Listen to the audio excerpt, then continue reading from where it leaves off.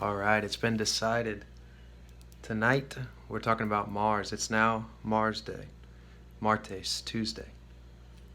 Let's throw a couple little things up here. This is Tiger's Eye with a Scorpio. This is a big boy Tiger's Eye. Raw, polished on the top to a point. There's that shine you're looking for. This is how you can tell it's not petrified wood. To the untrained eye, you look for that gold flash. So, how did I know that it was Mars Day and that we were going to start talking about this? Because every Tuesday, you can hear him right now if I opened up the window. Every Tuesday, every Mars Day, my neighbors across the street here in North Carolina have an argument. They've got some kind of Mars mismatch. And when it comes to usually it's this coming evening, but now it's in the morning on Monday, which is now turned into Tuesday. So I just had to talk about that because it's too obvious. And this is an even better. You want to see? So those are both related to Mars. That's why I just showed you the Tiger's Eye, and there's a Scorpio glyph on that pendant. The tail's not curved up, so some people mistake it, but the Virgo tail is looped in. It'll loop inside this M. So it's still Scorpio, guys. Come on. So this is even better if you want to get the Mars energy going. Now, why do I say that? Now, planets, grahas, wandering stars, all have a corresponding metal as well as a corresponding set of gems, or one best corresponding gem. Saturn probably being amethyst as the most common, and carbon. So I can show you now. Let's just go ahead and show you both. This is shungite, which is almost fully carbon. It's lighter than you would think for this globe. Still a lot of mass to this sphere, but I don't like the globe word. But same thing with this. This is hematite, which is almost fully iron. Now carbon is Saturn's kind of element. He rules the material world. Whereas iron, the god of war, iron is Aries or Mars's metal. Venus is copper. I'll go ahead and show you that. This is turning into a nice session here. And Mars is like this. He's quick. I'm going to be channeling Mars energy here. When I say quick, I don't mean like Mercury. This is copper. I use this water bottle every day, just about. And it's good to take a break from it every now and then, but this leaches copper itself as well as other metals that are good, other metal minerals. And it also cleans antibacterially the water that you leave in it. So usually you want to leave water in one of those for a while, about 12 to 24 hours. All right, so let's tap into Mars here and see what we want to talk about. So he aggravates, so they're having an argument like they always do on Mars Day at one point or another. And when I said Mars is quick, I mean he likes to, like if you're doing a Mars chant, chants are a good way to get you into the energy of a planet. If you're doing a Mars chant, say Om Mangalaya Namaha, Om Mangalaya Namaha. That's the Mars chant. You want to do it with some pace and with some discipline and with some focus. Whereas if you were doing a Venus or a Moon chant, you may want to take your time with it and make it more flowing and melodic. With Mars, it should be Om Mangalaya Namaha, Om Mangalaya Namaha, Om Mangalaya Namaha. I may not be getting all the syllables right, but I think that's pretty close. So that's the kind of thing you want to be doing with Mars, because he's about aggression, focus, discipline, pattern. We're doing this, we're doing that. It's time to do this. Let's do it well. Let's get it done right. He's the guy who's the handyman. He's going from house to house fixing this problem. It's done. Your pipes are fixed. I just fixed that Scorpio problem. It's done. I just fixed that roof. It's done. You know, he's boom, boom, boom, boom. It's time to practice boxing. So boom, let's get the boxing done as good as we can. He's going to be hitting that boxing bag as hard as he can the whole time, but with focus, you know what I mean, with a pattern to it. So that's the kind of energy that you want to sink into, because this is besides chanting and doing all this stuff, it's more about realizing where you tap into the energy of each planet each day. So when you tap into an aggressive mindset state, I'll show you the bad emanation first, or when you get frustrated, or when you want to leave a situation really abruptly, when you just get worn out and you're ready to move, and you get that spark, I'm out of here, you know, that's what you're thinking in your mind. Depending on how passive you are and what your placements are, it may take longer to manifest in the real world because you're slower to channel the Mars. Say Mars is in Libra, or Mars is in even Gemini, or Mars is in Virgo, or Mars is in, what's another one you don't love? Mars, Cancer. You could get too emotional. You may explode out of that bitch with a fit. Or just get in your emotions and take it onto yourself and feel bad about getting out of the situation, etc. Anywhere where Mars has doubt, Libra's the balance scale, so which way do I go? They think too much. Gemini thinks too much. There's a little bit of indecision there.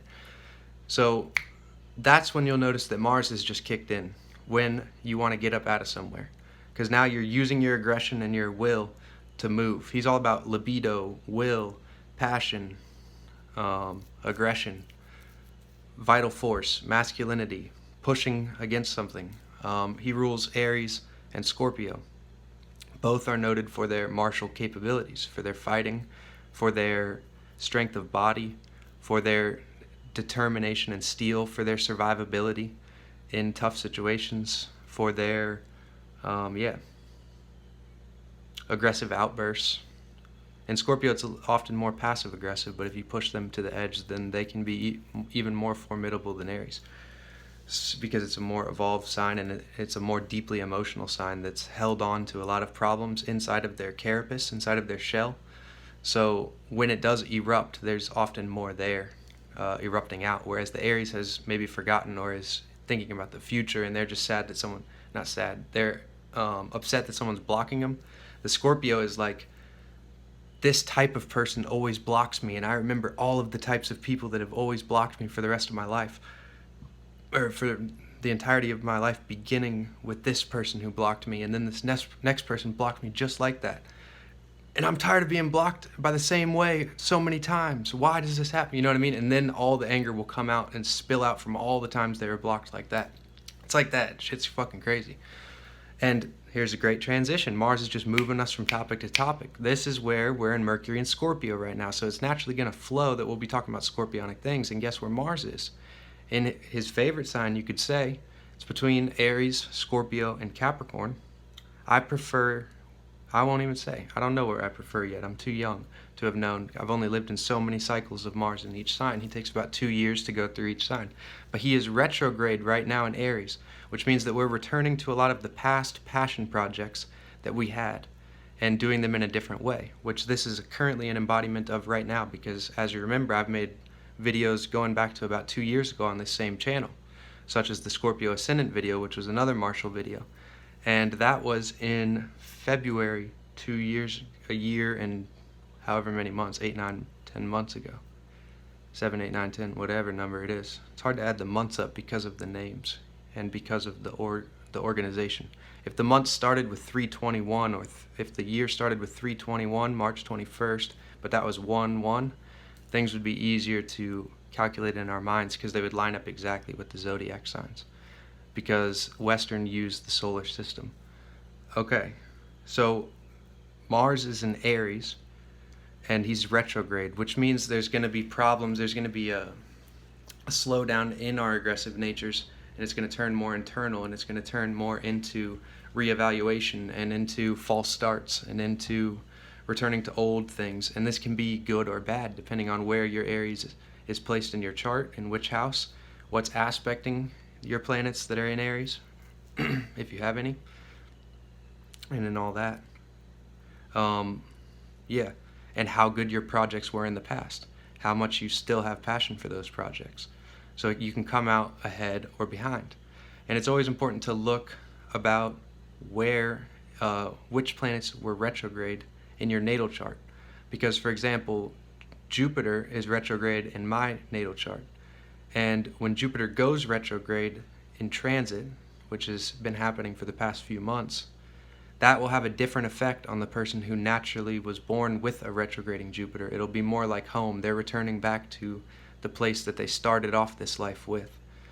So I have noticed more revelations, more wisdom, and more expansion in my horizons and in my actual life when Jupiter's in the retrograde portion, because that's the setup that I came into this realm with. So that's another thing to look at. Okay, Mars, I want to tell him the nitty gritty about you. Let me hold on to some of this tiger's eye. Better yet, the hematite, and let's ground down.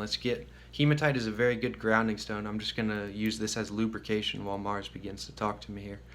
So, and I'm going to call him Aries. I like to use the Greek names. Make sure you're using for the time being, because we're all going to ascend to so high that these names will become a figment in the past, trust me. But make sure you're using a system that resonates for you. The way I do this is I'm clairaudient, so I actually talk like, hey Pluto, is there another name you'd rather call me? I mean, that's a funny slip. Is there another name that you would rather I call you? And he says Hades all day. I don't like Pluto. So now this is where we get into the technicalities. Are we now talking to a different spirit, to a different deity? And that's up for debate, but because, for example, there's an asteroid named Hades, because Pluto, but whatever. For me, Hades is Pluto. I say Hades. Same thing with almost all of them. They almost all prefer the Greek. And you can go back to past lives to understand where this is good, or you can follow your ancestral roots. As a general rule, I stay away from the Roman because I consider the Romans, aka the Phoenicians, the leaders of the Romans are the Phoenicians. The people of, whenever I say these, I'm not casting general aspersions onto the people, but the people who made the astrological system, or and the name, the Roman names, the Latin and then Roman names, I don't vibe with them as much as I vibe with the Greeks who made the names, because they were actually from all the history is occulted, but they were more of a natural they were actually who they said they were. The Greek nation states actually had Greeks in them, whereas the Romans were led by another people group called the Phoenicians, who snuck in and began to control the entire world. So I don't like to use the Phoenicians' names for the planets, for the wandering stars. I'd rather use the Vedic, but first I'd rather use the Greek. So with the Greek, I'm going to be talking to Aries with this hematite. And what's hematite good for? I'll just throw this in for you guys. Hematite's one of the most powerful grounding stones in the world. And why would it be good to hold this, besides the fact that it's attached to Mars, because it's 95% or more made out of iron. It's very heavy compared. This is about almost the same weight as this sphere. I gotta be careful with that charoite. I'll show them that too. This is almost about the same weight as this sphere. The sphere is a bit heavier, but it's so much smaller because iron is much heavier than carbon. And that shows you why you would want to make weapons of war out of iron. It's much harder and heavier, so if I could almost make a spearhead out of this, but if I tried to do it with the carbon, it would shatter against concrete or against a breastplate or against anything like that, where this iron will have a good chance of holding its rigidity. And so it would make sense that the god of war would want a tough metal, right? Here's just a cool one to see. This is charoite, a slab of it. It's very skinny. So why hematite is good is because for a person like me who's more etheric and thought-based and conceptual and in the spiritual realm for some portion of their lives, why grounding is good, because people often don't look at this aspect of grounding, is because those concepts can be manifested. Grounding and manifestation is like the same thing in this example. So if Aries is talking to me, I may not say all the things that he's saying to me, or I may not follow all of the subtle hints that he's giving me to progress to the next thing, like pick up this stone, do that, do this. Because it stays in the conceptual realm. It stays in the realm of spirit, of forms. So when you're holding a hematite and you've got a shungite near you and you've got all these other grounding stones, smoky quartz, obsidian, merlinite, all this stuff, then that helps you bring those concepts into reality. So I've got this whole altar working right now to help me. A lot of these stones increase my ability to bring things down. Like, that's another thing. If you do go in any aspect of your life, but it's reflected in crystals, you don't want all spiritual enhancers and airy-fairy, crown chakra, third eye, getting revelations, getting intuition, throat chakra, getting all that stuff. You want some manifestation to it, depending on what you're doing. You know, if you're a monk that wanted to sit in meditation for 30 hours, then yeah, you're going to want to have a lot of fluorite, a lot of charoite, a lot of amethyst, a lot of purple stones, and a lot of indigo stones and blue stones. But if you want to get stuff done, like make a video, then you're going to want some grounding stones too, because that will allow you to continue your flow and to bring and earth those ideas down into people's minds and to give them practical examples, because that's what sticks. The heavier things stick, so you want some heavier stones around. So let me talk to Aries, and that's spelled without an I, A-R-E-S, the Greek god of war.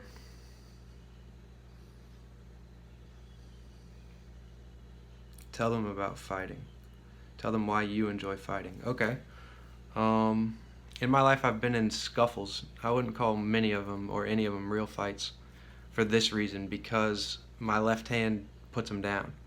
I enjoy fighting because anger itself, this is a martial topic, anger itself is a moment of freedom, where otherwise in my life I'm very restrained.